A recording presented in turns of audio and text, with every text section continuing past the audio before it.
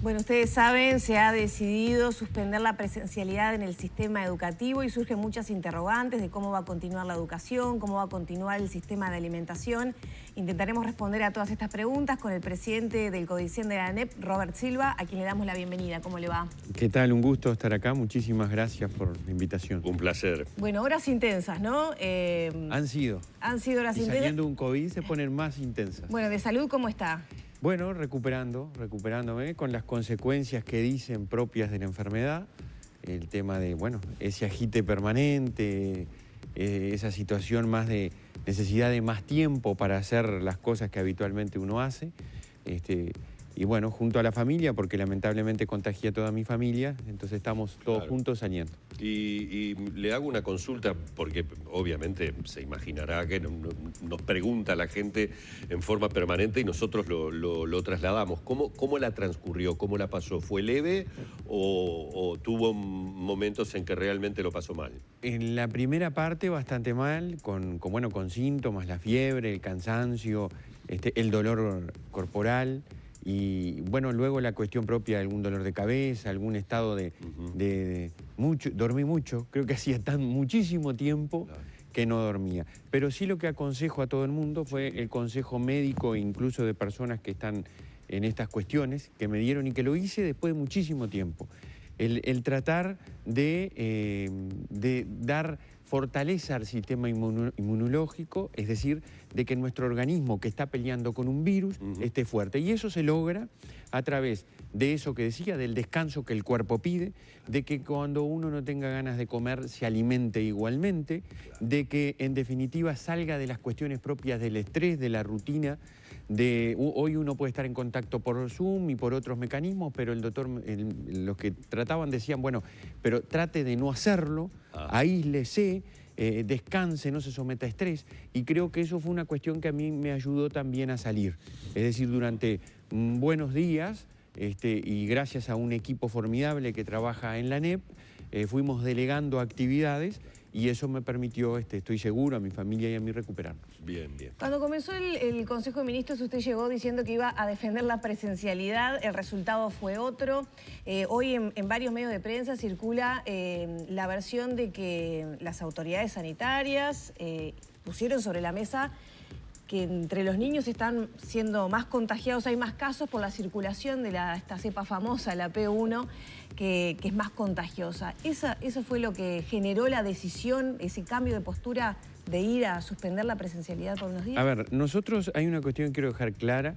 Como gobierno, ¿no? Desde el presidente de la República, el ministro de Educación, el equipo de la ANEP, los integrantes de CODICEN, directores generales, inspectores, en fin, todo el equipo que trabaja en ANEP, hemos en la enorme mayoría de los casos defendido siempre la presencialidad como elemento insustituible del enseñar y del aprender, sobre todo en los niveles menores, de menos edad.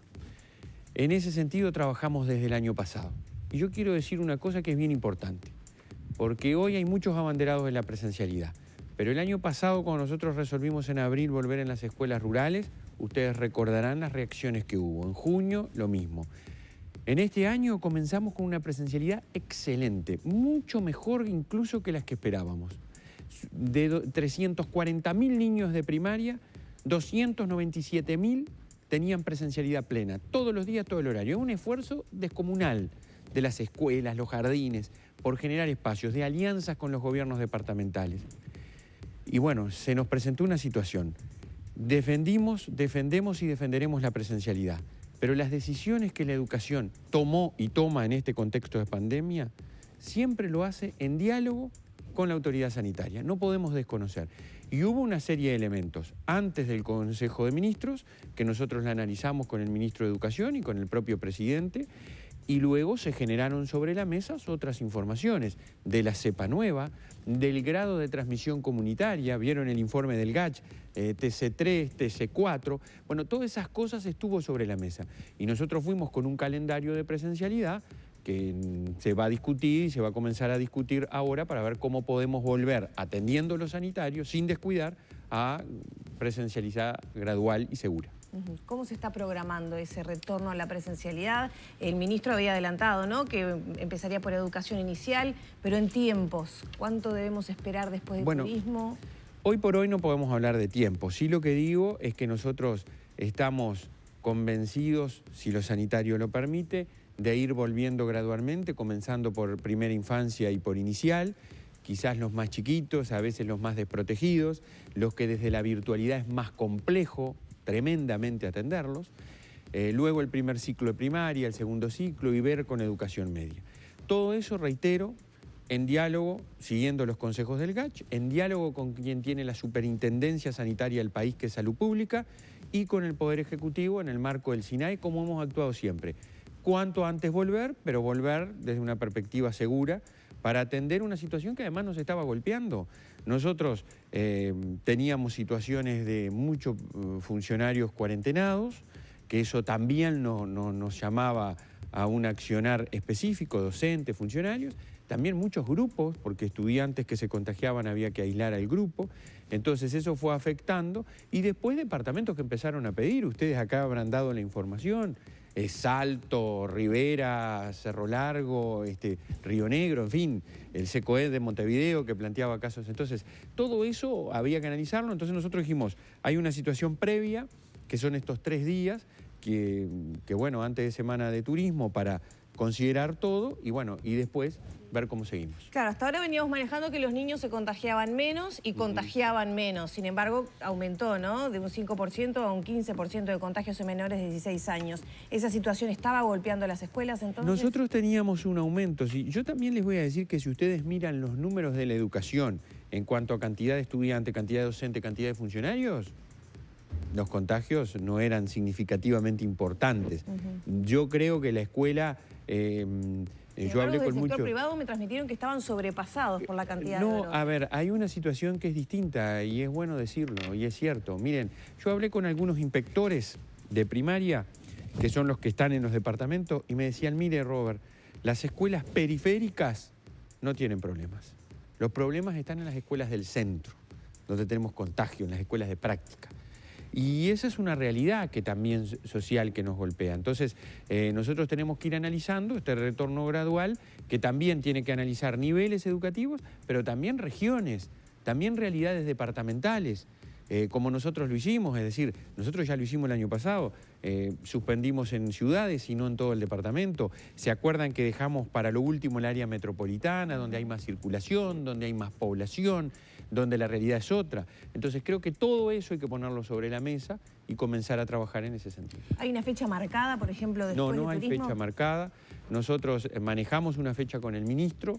Yo hoy lo voy a discutir en el ámbito del CODICEN, pero quiero decirles que siempre hemos tenido una actuación planificada, profesional, siendo conscientes de la importancia de nuestras decisiones, en un marco de una realidad que cambia, que ha cambiado, porque la realidad de esta semana no es la misma realidad de la semana pasada.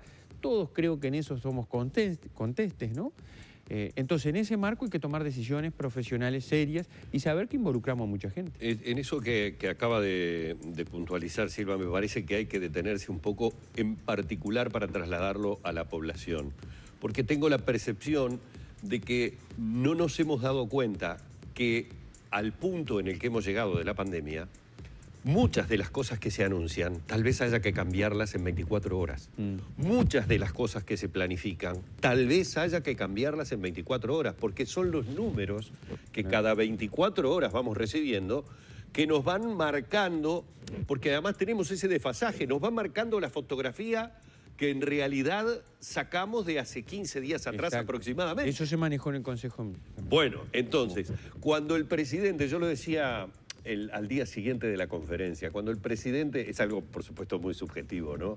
Pero lo quiero compartir con usted, habla de Consejo de Ministros fermental, uno que trata a veces de de obtener una lectura por detrás de lo de la palabra, imagina un intercambio en el que seguramente se vieron sorprendidos por algunos datos, algunas cifras y algunas cosas que los uruguayos venimos descubriendo día a día que están sucediendo. Entonces, por eso lo que acaba de decir de los cambios, me parece que debemos empezar a acostumbrarnos todos, periodistas, ciudadanos, a que muchas de las cosas que puedan estar planificadas haya que esperar a ver qué pasa con esos números. Hubo cosas que en esa mesa que dice usted, datos que llegaron a sorprender, es decir, acá hay ingredientes completamente diferentes y que hicieron cambiar posiciones de lo que se traía de repente como defensa en ese momento. Sí, bueno, el tema que ustedes planteaban, el tema de la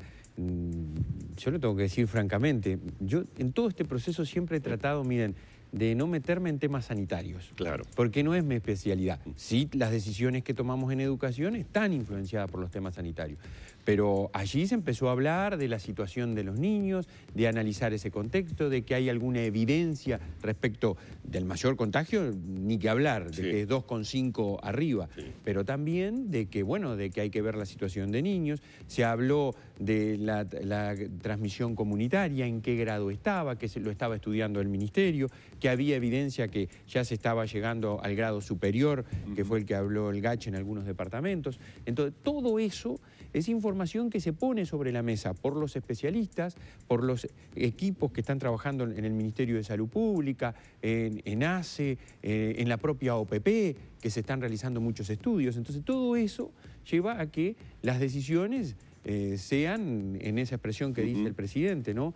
No es un ámbito que yo voy habitualmente porque no lo integro, pero allí uno adquiere mucha información y ve que en el acuerdo o en la discrepancia, miren, yo creo que esto es muy importante en un contexto de pandemia, de tanto cambio, de tanta realidad nueva que tenemos. Hay muchísima gente que le está poniendo alma y corazón a todo esto. Hay muchísima gente que está trabajando mucho y muy bien y que está tratando de hacer las cosas y de tomar las decisiones que uno puede tomar con la información y con la realidad cambiante, como decís tú, que tenemos hoy.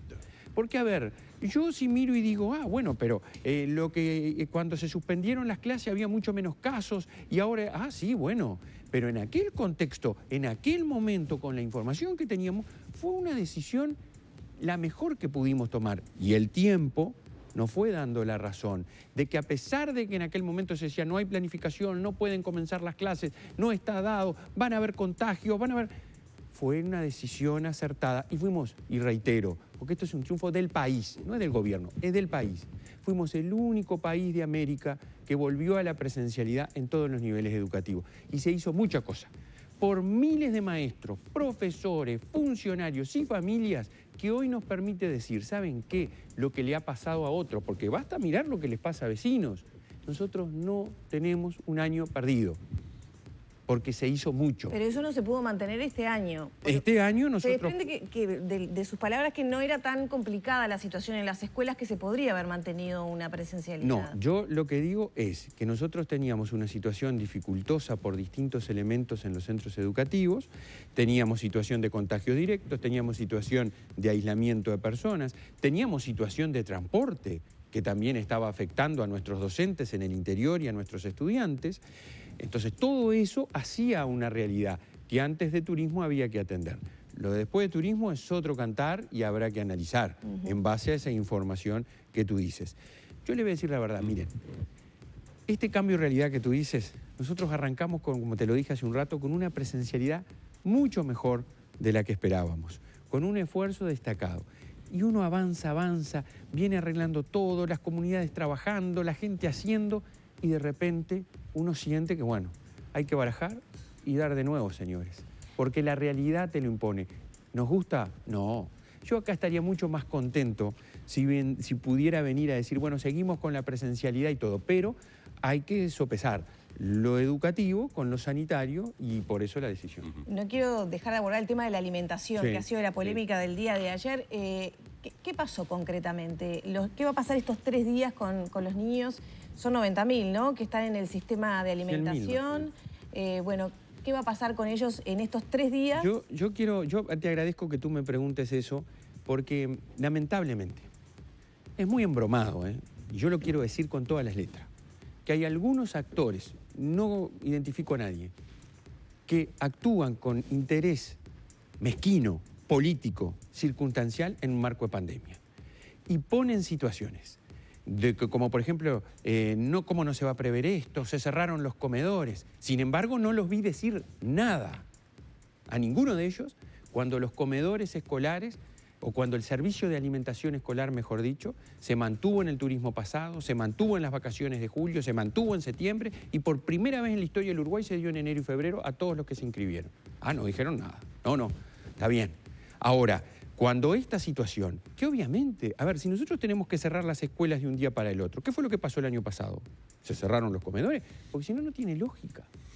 Porque ustedes tienen que evitar ese trasiego de personas. Esta alternativa era previsible, podía pasar que se cerrara. Era previsible. No hubo una previsión de justamente. Por supuesto que lo previmos y teníamos los tickets distribuidos porque nosotros pensábamos suspender el comedor en turismo. Teníamos los tickets distribuidos. Todos los niños que les dábamos los tickets tenían ya los tickets distribuidos.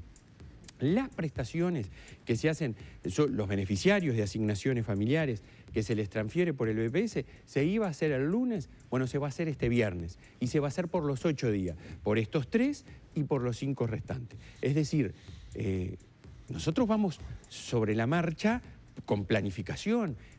A ver, yo a veces a algunos actores les digo, ¿saben qué?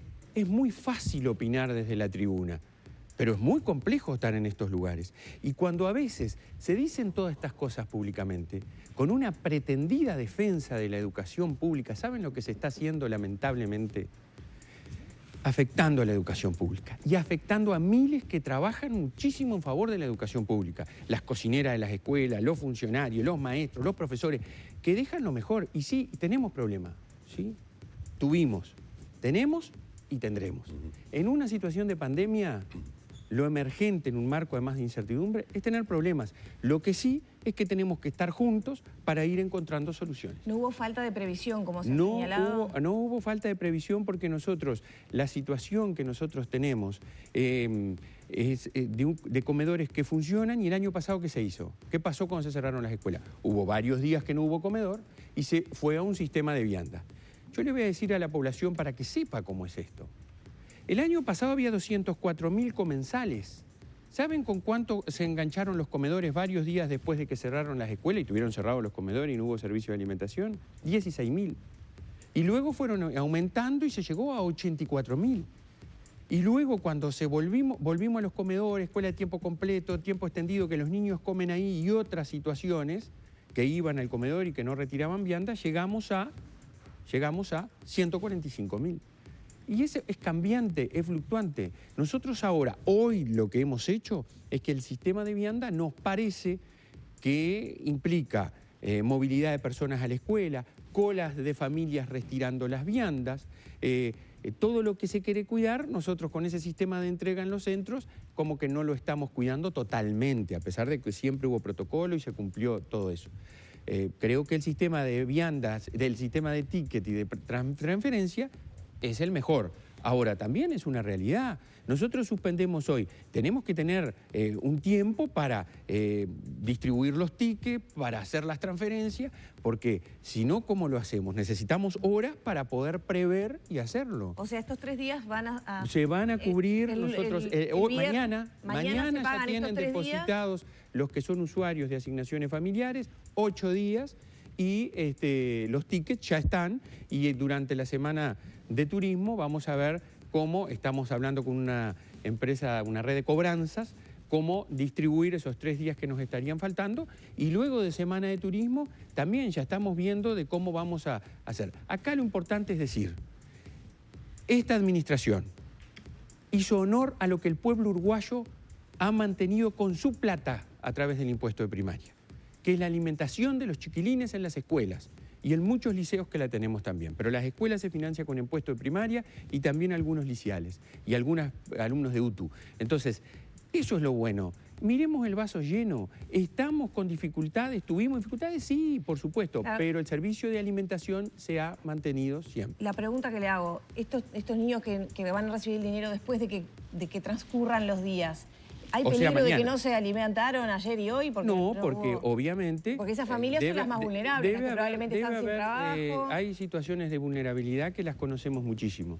También sabemos que en el marco de esas situaciones de vulnerabilidad, esas familias reciben otras prestaciones sociales a través del propio Estado, ya sea a nivel nacional o a nivel departamental. Y está el trabajo de la familia, porque también una de las obligaciones fundamentales que los padres tenemos es la alimentación de nuestros hijos. Y el servicio de la educación es un servicio complementario que lo reivindicamos, que lo vamos a seguir dando, pero no se nos olvidemos que el servicio fundamental y de que ojalá venga a próximas instancias con ustedes y con la audiencia a hablar, es de la educación y de los cambios impostergables que tenemos que hacer. Y usted se tiene que ir, pero yo voy a ser madre y voy a hacer la última pregunta. Los chiquilines que están sin clase ahora, ¿están todos con interactividad con sus maestras? ¿Hay un sistema de información rápido, aceitado después del año pasado, que ya hay grupos armados, que están teniendo clase aunque sea virtual? Y eso depende de la organización del sistema, pero también de los hogares de los niños, que puedan tener los datos, internet, un dispositivo para conectarse, etc. Nosotros estamos infinitamente, me animo a decir, mejor que el año pasado. No hay duda. Nosotros el año pasado nos agarró de sorpresa, ahora no. Ahora nosotros previmos esta situación. ¿Y cómo la previmos? A través de un trabajo articulado y coordinado entre la ANEP y el Plan Ceibal, y a la interna de la ANEP, entre primaria, secundaria, la UTU y formación docente. Y lo hicimos desde una perspectiva profesional, articulada y coordinada. ¿Y qué establecimos? Un documento que está en más de 200 páginas de orientación y lineamiento general de acompañamiento a nuestras comunidades educativas, para que en esta primera etapa hubiera, para decirlo claramente, un reforzamiento de aprendizajes afectados el año pasado, un acompañamiento, una atención a lo socioemocional, hasta una guía establecimos al efecto.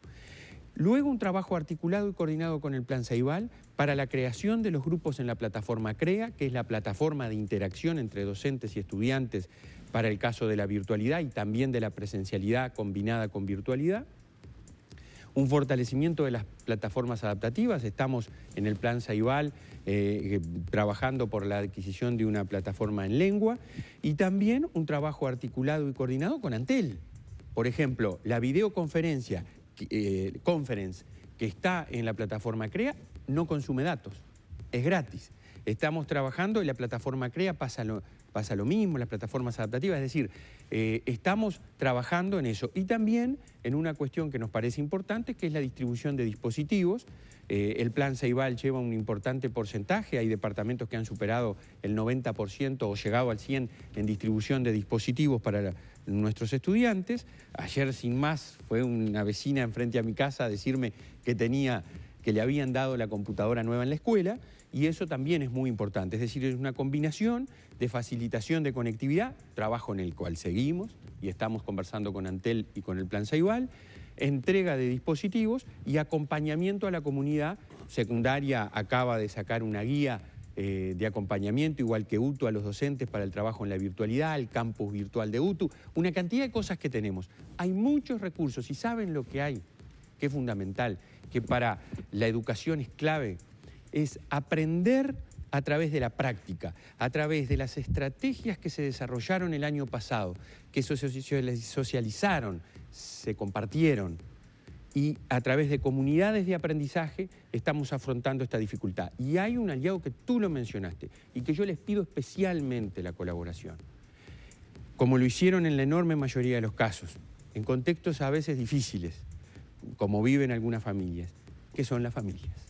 La familia es un aliado estratégico en esto de acompañar al niño, en generar espacios áulicos donde no hay espacios áulicos, donde a veces no tiene lugar en la casa, porque andan los hermanitos jugando o porque la familia desarrolla sus otras actividades. Entonces yo le pido a los padres, le pido a las madres, a las abuelas, en este periodo de dificultades, espalda con espalda, para salir adelante y poner en la centralidad efectiva a nuestros niños y a nuestros jóvenes.